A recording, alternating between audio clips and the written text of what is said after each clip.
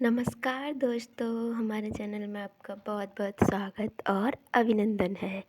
जैसा कि यहाँ चल रहा था यूपी टीजीटी संस्कृत व्याकरण प्रवेशिका डॉक्टर बाबूराम सक्सेना की, जिसमें हम पढ़ रहे थे प्राकथन, जिसमें हमारी 5 वीडियो हो गई हैं। ये छठी वीडियो है जिसमें हम पढ़ रहे थे कुछ संज्ञाएँ।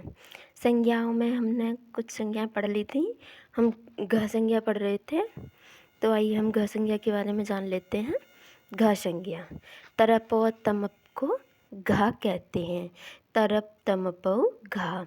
तरप एवं तमप दोनों प्रत्ययों की घा संज्ञा होती है। यह दोनों प्रत्यय विशेषण बताने के लिए प्रयोग होते हैं। घा संज्ञा केवल तरप और तमप की होती है। अब तरप और तमप आ गया है तो इसके बारे में भी थोड़ी सी चर्चा कर लेते हैं। तरप, तरप में तरह, तरा, तरम ये होता है। ये तीनों लिंगों में चलता है। इसमें एक से दूसरे को विशेष बताया जाता है और इसका पहला पद पंचमी विभक्ति में होता है।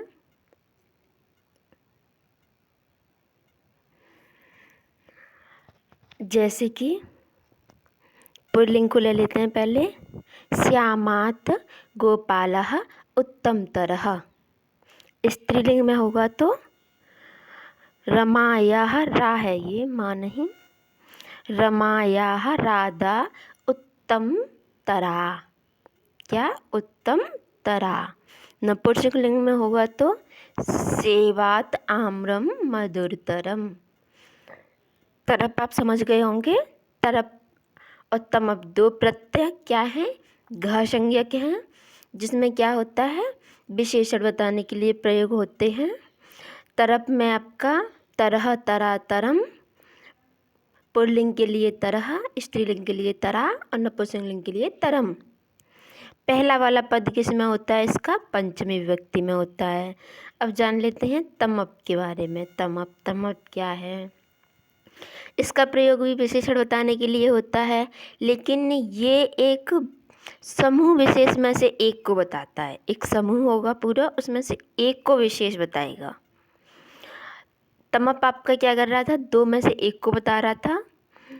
तरप आपका दो हों उसमें से एक को विशेष बताएगा, और तमप आपका एक समूह में से एक को बताएगा। जान लेते हैं जिसमें शेष बचेगा तमः, तमा, तमम। तमः, तमा, तमम।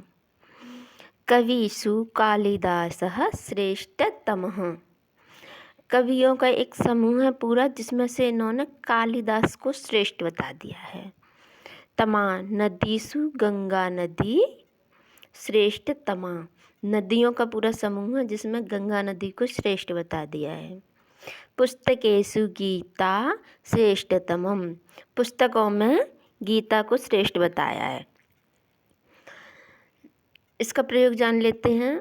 अनेक में से एक को श्रेष्ठ दिखाया जाता है। पहला शब्द षष्ठी या सप्तमी विभक्ति में होता है। पहला शब्द किस में होता है?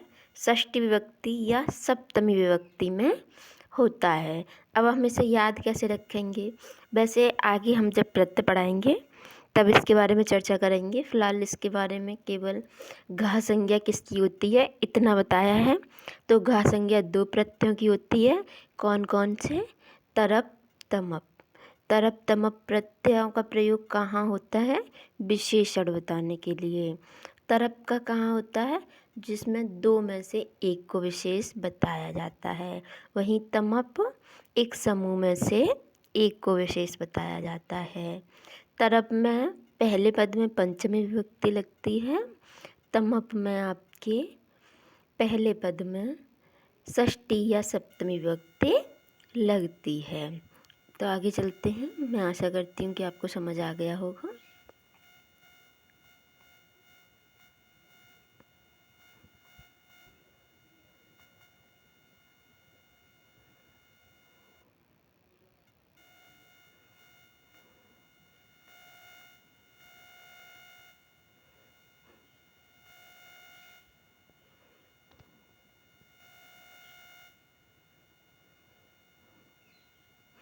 विभाषा संज्ञा।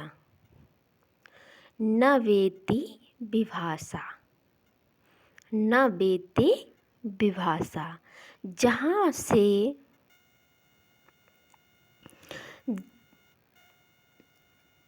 जब विकल्प से होने या ना होने दोनों की संभावना हो वह विभाषा होता है।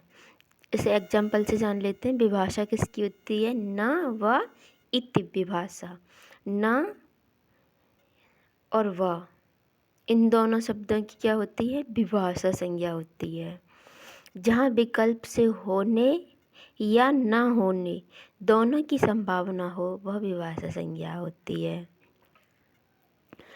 न और वह आपके दोनों विकल्प के लिए आते हैं, पर ये कह रहा है कि जहाँ संभावना ना की भी हो और होने की भी हो। एग्जाम्पल ले लेते हैं, जैसे री प्लस री, री है ये, तो बराबर आपका बड़ी री भी हो सकता है और छोटी री भी हो सकता है। री प्लस री बराबर री भी हो सकता है और री भी हो सकता है। यह विकल्प है, दोनों में से कोई सा भी हो सकता है। जैसे होत्रकार भी हो सकता है और होत्रिकार भी हो सकता है। आगे चलते हैं। निष्ठा,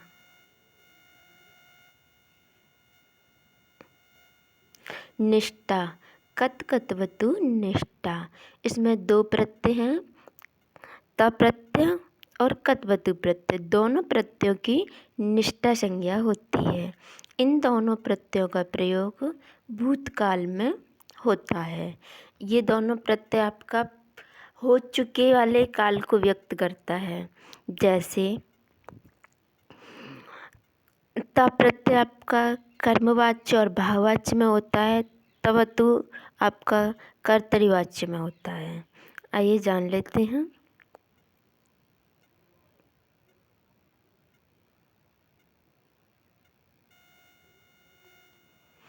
इसमें आपका शेष तह ता तम बचता है। जैसे रामेण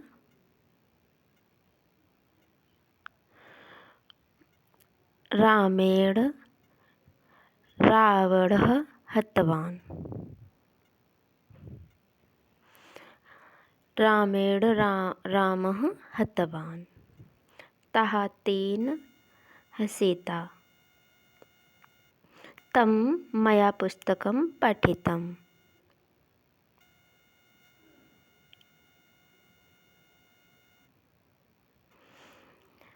तो हम इसे जान गए होंगे। इसका कर्मवाच्य और भाववाच्य में होता है, इसका प्रयोग कर्तरीवाच्य में होता है। तो ये हमने ऐसा क्यों लिया है रामेण बाणः हतवान? क्योंकि कर्मवाच्य और भाववाच्य में कर्ता तृतीय विभक्ति का होता है और कर्म प्रथमा में होता है और क्रिया आपकी कर्म के अनुसार चलती है, इसलिए हमने इसे ऐसे लिया है। तो आगे चलते हैं।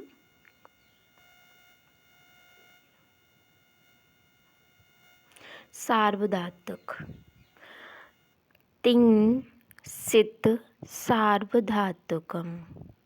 तिंग प्रत्यय आपके और सित प्रत्यय सार्वधातुक कहलाते हैं। धातु से लगने वाले तिंग तथा सित प्रत्यय सार्वधातुक कहलाते हैं। तिंग कौन से हैं आपके? तीता सिंह, ये आपके जैसे हम बोले ये 21 होते हैं। जैसे आपके 9 परस्मैपदी के और 9 आत्मनेपदी के, ये 21 हो जाते हैं। और सित क्या है आपका? स से प्रारंभ होने वाला कोई प्रत्यय। तिंग में आपके तिप तस जी फिस थस था मिस बस मस त ताम थ थाम अथाम द्व इट वही मही, ये 21 गिने जाते हैं। और सित में आपके सित ऐसा प्रत्यय जिसमें आगे स इत संज्ञक हो, जैसे सप है, सत्र है, शानच है आदि। तो सार्वधातुक किसे कहते हैं? ऐसे प्रत्यय जो तिंग हों और सित हों वह सार्वधातुक कहलाते हैं। यहीं आर्धधातुक जान लेते हैं। आर्धधातुक, आर्धधातुक शेषः, जो सार्वधातुक के बाद बच जाते हैं वह सभी शेष आर्धधातुक में आ जाते हैं। तो यहाँ कौन कौन सा लिया गया था? तिंग, यानी कि सभी धातु ले लिए और सित प्रत्यय ले लिया। तो यहाँ पे आपके तिंग ले लिए तो यहाँ पे शुभ बचे, यानी विभक्ति वाले बचे, और सित के बाद शेष बचा। तो जान लेते हैं इसे। तिंग सित को छोड़कर धातु से लगने वाले शब्द प्रत्यय सार्वधातुक हैं, जैसे कत्वा, लेप, तुमुन, सत्र, शानच, कत, कतवतु, अनियर आदि। ये सब क्या हैं? आपके आर्धधातुक हैं। आगे जाना। अनुनासिक, अनुनासिक किसे कहते हैं? मुख नासिका वचनों अनुनासिक, जिन वर्णों का उच्चारण मुख और नासिका दोनों से होता है उन्हें अनुनासिक कहा जाता है, जैसे ई, उंग आदि। और वर्गों के पंचम अक्षर अनुनासिक होते हैं, जैसे अंगाड़ा, डा, ना, मा, ये भी अनुनासिक हैं। तो अनुनासिक के बारे में आप जान गए होंगे। मुख और नासिका दोनों से जिनका उच्चारण होता है वह कौन से वर्ड होते हैं? अनुनासिक वर्ड होते हैं। तो अनुनासिक में आपके सभी स्वर आ जाते हैं इस तरीके से वाले, और वर्ग के जो पंचम अक्षर हैं वह भी आपके अनुनासिक होते हैं, जो या, अंगा, डा, ना, मा, ये भी आपके अनुनासिक हैं।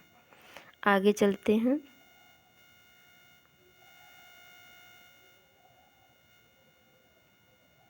प्रातिपदिक, प्रातिपदिक किसे कहते हैं? अर्थबद्ध धातु प्रत्यय प्रातिपदिक। अर्थबद्ध और अधातु और अप्रत्यय, ऐसा कोई शब्द जो अर्थयुक्त हो प्रातिपदिक कहा जाता है, किंतु वह धातु प्रत्यय और प्रत्यांत का नहीं होना चाहिए। क्या कह रहे हैं ये आपके?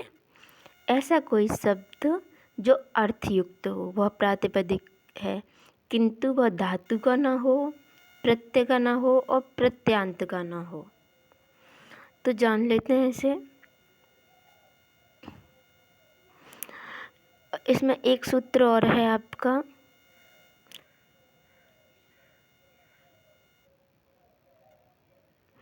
प्रातिपदिक के दो सूत्र हैं। एक है अर्थवद धातु प्रत्यय प्रातिपदिक, एक है कृदंत समासश्च। कृदंत प्रत्यय तद्दिंत समासांत पदों की भी प्रातिपदिक संज्ञा होती है। तो यहाँ पे थोड़ा सा ध्यान से जान लेंगे। अभी अभी हमने कहा कि धातु प्रत्यय और प्रत्यांत की प्रातिपदिक संज्ञा नहीं होती है, किंतु यहाँ कह रहे हैं कि कृदंत, तद्यतांत और समासांत की होती है। तो ये प्रत्यय नहीं है, किसी शब्द में प्रत्यय लग जाने के बाद बना हुआ शब्द है। ऐसे आगे हम जान लेते हैं एग्जाम्पल से। कृदंत, रम आपका ये धातु है, इसमें घ प्रत्यय लगा और रामः बना। पठ आपका धातु है और पठ से तिंग प्रत्यय लगा, तो ये क्या हो गया? कृदंत हो गया। तो कृदंत की तो लगेगी लेकिन कृत की नहीं लगेगी। कृत को हम प्रातिपदिक नहीं कहेंगे पर कृदंत को कह देंगे। ऐसा धातु जिसमें प्रत्यय लग के बना हो, जैसे पठतः, पठन्ति, पठसी, पठथा, पठत, इस तरीके के शब्द आपके कृदंत होंगे, वह प्रातिपदिक कहलाएंगे। धातु आपकी प्रातिपदिक नहीं है, धातु में जब प्रत्यय लग जाएगा तो वह प्रातिपदिक कहलाएंगे। आगे है तद्दित का, ले लेते हैं एक। तद्दितांत रघु शब्द है आपका, इसमें अड़ प्रत्यय लगाया हमने। कृदंत हमारे धातु से लगते हैं और तद्धितांत हमारे शब्द से लगते हैं। रघु हमारा शब्द है जिसमें हमने अड़ प्रत्यय लगाया और अड़ प्रत्यय से आपका राघव बन गया। तो राघव क्या है आपका, ये तद्धितांत है और रघु क्या है, तद्धित है। रघु तद्धित है और राघव तद्यांत है। तो रघु की प्रातिपदिक संज्ञा नहीं होगी और राघव की प्रातिपदिक संज्ञा होगी। आगे चलते हैं समास के लिए। समासांत राज्ञः प्लस पुरुषः, राज पुरुषः, ये भी आपकी इसकी भी प्रातिपदिक संज्ञा होगी। कृत एवं तद्धित की प्रातिपदिक संज्ञा नहीं होती, किंतु कृदंत और तद्धितांत समासस्थ पद की प्रातिपदिक संज्ञा होती है। कहने का आशय इनका ये है कि प्रत्यय धातु और प्रत्यय की प्रातिपदिक संज्ञा नहीं होती, समास की भी प्रातिपदिक संज्ञा नहीं होती, किंतु जब वह धातु प्रत्यय से लग जाए यानी कि कृदंत हो जाए और तद्धितांत, धातु में कौन से दो प्रत्यय होते हैं, कृत्य और तद्धितांत, तो इनकी भी प्रातिपदिक संज्ञा होगी। कृत और तद्धित की नहीं, कृदंत और तद्धितांत की होगी। जब कृत के साथ प्रत्यय जुड़ जाएगा तो उसकी प्रातिपदिक संज्ञा हो जाएगी, और जब तद्धित के साथ में तद्धितांत ये हो जाएगा जब, तब हो जाएगी। और जब समास युक्त हो जाएगा, समास हो जाएगा उसमें, तब उसकी भी हो जाएगी। तो मैं आशा करती हूँ ये आपको समझ में आ गया होगा। आगे हम जान लेते हैं पद।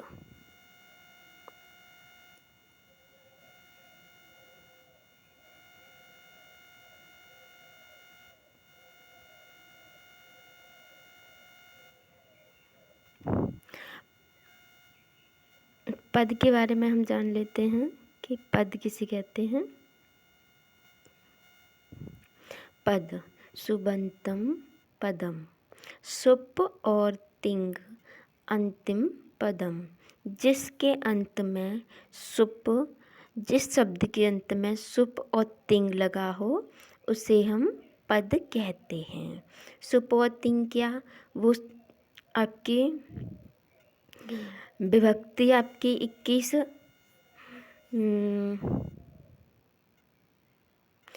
और ये आपके प्रत्यय लगे हों, उसी को हम क्या बोलते हैं, पद कहते हैं। तो पद हम किसे कहते हैं, ऐसा शब्द जो विभक्ति युक्त हो और ऐसा धातु जो प्रत्ययुक्त हो। जैसे रामः रामम रामेण, पठति पठता पठन्ति, उनको हम क्या कहेंगे, पद कहेंगे। सुप और तिंग प्रत्ययों से युक्त होने पर कोई शब्द पद बनता है। प्रातिपदिक से लगने वाले शब्दों को सुप कहते हैं। जैसे रामः, इसमें सु है, यहाँ आगे जान लेते हैं। ये आपके सुप हैं। सो औ जस अम ओट सस ताम भ्याम बिस गेम भ्याम व्यस अशी भ्याम व्यस गेम हिस ओस आम गिम ओस सुप, ये आपकी क्या है, सुप हैं। ये आपके तिंग है। तिप तस जी पिस थम था मिप वस मम, ये आपके परस्मैपदी के हैं, ये आत्मनेपदी के हैं। तो मैं आशा करती हूँ कि आपको ये समझ में आ गया होगा। पद किसे कहते हैं, सुबंत और तिगंत जिनके अंत में लगा हो उन्हें हम पद कहते हैं। धातु से लगने वाले प्रत्यय 18 हैं, यानी कि तिंग 18 हैं और सुप आपके 21 हैं। पद संज्ञा करने वाला एक सूत्र और है, सूत्र के बारे में भी थोड़ा सा जान लेंगे। स्वादेषु सर्वनाम धातेषु। आगे चलेंगे हम, इसके बारे में केवल हम इतना ही सूत्र ही जान लें, इतना काफ़ी है। आगे है आपकी सर्वनाम स्थानम। सुपुनपुंसकस्य पुल्लिंग और स्त्रीलिंग प्रातिपदिक शब्दों से लगने वाले सुट यानी सु औ जस अम और प्रत्यय सर्वनाम स्थान कहलाते हैं। अब इसके बारे में थोड़ा सा जान लेते हैं। सर्वनाम स्थान पुल्लिंग को छोड़कर, क्षम्यताम, नपुंसकलिंग को छोड़कर पुल्लिंग शब्द आपके स्त्रीलिंग प्रातिपदिक शब्दों से लगने वाले कौन से? पुल्लिंग और स्त्रीलिंग प्रातिपदिक शब्दों से लगने वाले सुट। सुट क्या है? आपका एक प्रत्यय है। सु औ जस अम ओट प्रत्यय सर्वनाम स्थान कहलाते हैं। ये कहना चाह रहे हैं आपके कि पुल्लिंग और स्त्रीलिंग में जो हमारी विभक्ति होती हैं, जैसे पुल्लिंग में हम राम ले लें, स्त्रीलिंग में हम रमा ले लें, तो इन जो आपकी 21 विभक्ति हैं, इनमें से जो आगे की 5 हैं, आगे की 5 कौन कौन से हैं आपके? सुट एक प्रत्यय है जिसके अंदर आपके ये 5 आते हैं, सु औ जस अम ओट। ये आपके पुल्लिंग हों या स्त्रीलिंग हों, इनको हम सर्वनाम धातुक कहेंगे। सर्वनाम स्थान कौन कौन से हैं? सुट प्रत्यय के अंदर आने वाले शब्द पुल्लिंग और स्त्रीलिंग सर्वनाम स्थान हैं। कौन कौन से आते हैं इसमें? रामः, रामौ, रामः, रामम, रामौ। इनको हम क्या कहेंगे? सर्वनाम स्थान कह देंगे। रामा, रामे, रामः, रामम, रामे, ये सर्वनाम स्थान हैं। अब आपको करना क्या है? क्वेश्चन कैसे पूछेगा? सर्वनाम स्थान कौन कौन से लिंग शब्दों के होते हैं? तो पुल्लिंग और स्त्रीलिंग शब्द के होते हैं। कौन से वाले प्रत्यय के होते हैं? तो सुट के होते हैं। सुट के अंदर कौन कौन से प्रत्यय आते हैं? सु औ जस अम ओट ये आते हैं। अब इसमें आपका ये दे देगा सु औ जस अम ओट, कहेगा कि इसमें आपका मान लो टावर दे, आपका भ्यामौ दे दिया, भ्यामौ दे दिया, ये आपका सार्वधातुक नहीं है। तो आपको सार्व स्थान वाले जो हैं उनको याद रखना पड़ेगा। सार्व स्थान वाले जो शब्द हैं वो कितने हैं? सु औ जस अम ओट कितने प्रत्यय हैं? 5। कौन से प्रत्याहार के अंदर आते हैं? सुट के अंदर आते हैं। कौन कौन से शब्दों की होती है? पुल्लिंग और स्त्रीलिंग शब्दों की होती है। तो मैं आशा करती हूँ कि आपको समझ आ गया होगा। आगे चलते हैं।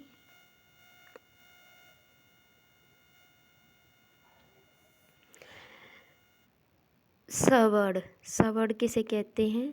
तुल्यस्य प्रयत्नम सवर्णम। जब 2 या उससे अधिक वर्णों का उच्चारण स्थान एवं प्रयत्न समान हो तो उसे परस्पर सवर्ण कहते हैं। यानी कि ये कह रहा है कि कोई ऐसा शब्द हो जिसका उच्चारण स्थान भी वही हो और प्रयत्न भी वही हो तो वह सवर्ण कहलाएगा, यानी कि उसी के समान जैसा कहलाएगा। इसमें कुछ नहीं है। आगे चलते हैं हम। प्रत्यंगम, इसको थोड़ा सा हमें जानना है। प्रत्यंगम यस्मात् प्रत्याविधि अस्तादि, जिस शब्द के आगे कोई प्रत्यय जोड़ा जाए उस शब्द के पूर्व संपूर्ण समुदाय को प्रत्यय कहते हैं। जैसे रामः, इसके पीछे आपका सु जोड़ा है, तो ये कह रहा है जिस शब्द के आगे कोई प्रत्यय जोड़ा जाए। शब्द क्या है? राम, इसके पीछे प्रत्यय क्या है? सु, जोड़ा जाए, उस शब्द के पूर्व संपूर्ण समुदाय को प्रत्यय कहते हैं। तो सु से पूर्व क्या है आपका? राम, इसको हम क्या कहेंगे? राम को प्रत्यंगम कहेंगे। इसे क्या कहेंगे? प्रत्यंगम कहेंगे। ये कह रहा है कि अंग किसे कहते हैं, ये अंग को पूछ रहा है। तो जिस शब्द के आगे कोई प्रत्यय जोड़ा जाए, ये शब्द है आपका राम। राम के आगे सु प्रत्यय जोड़ा है, ये आगे बोला जाएगा। आगे यहाँ नहीं, आगे इसके आगे, ये आगे बोला जाएगा। जिस शब्द के आगे कोई प्रत्यय जोड़ा जाए, उस शब्द के पूर्व, यानी कि ये शब्द है, इसके आगे सु जोड़ा है, इस शब्द के पूर्व ये वाला राम, पूर्व संपूर्ण समुदाय को प्रत्यय कहते हैं। तो इस राम को हम क्या कहेंगे? अंग कहेंगे, प्रत्यंग कहते हैं। तो इस अंग किसे कहेंगे? ऐसा कोई शब्द जिसके आगे कोई प्रत्यय जोड़ा जाए, उस प्रत्यय के पूर्व वाले संपूर्ण शब्द को हम अंग कहेंगे। तो इसमें राम क्या बन गया आपका? अंग हो गया। एक और जान लेते हैं। एक स्तु धातु है जिसमें हमने क्यप प्रत्यय जोड़ा, बन गया स्तुत्य। तो यहाँ पे हमारा क्या हुआ? ये सु धातु में य प्रत्यय है, ये मान लीजिए य हमारा, क्योंकि का की इत संज्ञा हो जाती है, लसक को तद्धित से पा की हलंत्यम से आपकी इत संज्ञा हो जाती है, शेष क्या बचता है? या। तो ये आपका या प्रत्यय है। इसके पूर्व क्या है? ता का आगम हुआ है और आपकी स्तु धातु है। तो यहाँ पर आपके प्रत्यय से पूर्व, ये प्रत्यय है, प्रत्यय से पूर्व दो चीज़ें हैं, धातु भी है और आगम भी है। स्तु और ता दोनों को ही यहाँ पर अंग कहेंगे।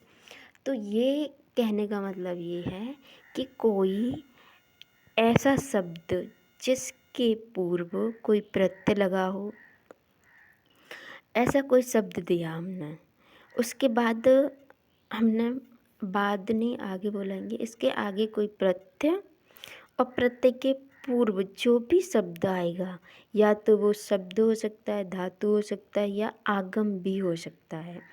तो उस प्रत्यय के पूर्व जितना कुछ भी होगा उस सबको हम अंग कह देंगे। जैसे यहाँ पर हमने स्तुत में स्तु दोनों को ही हमने अंग कहा है, स्तुत्य दोनों को ही हमने क्या कहा है?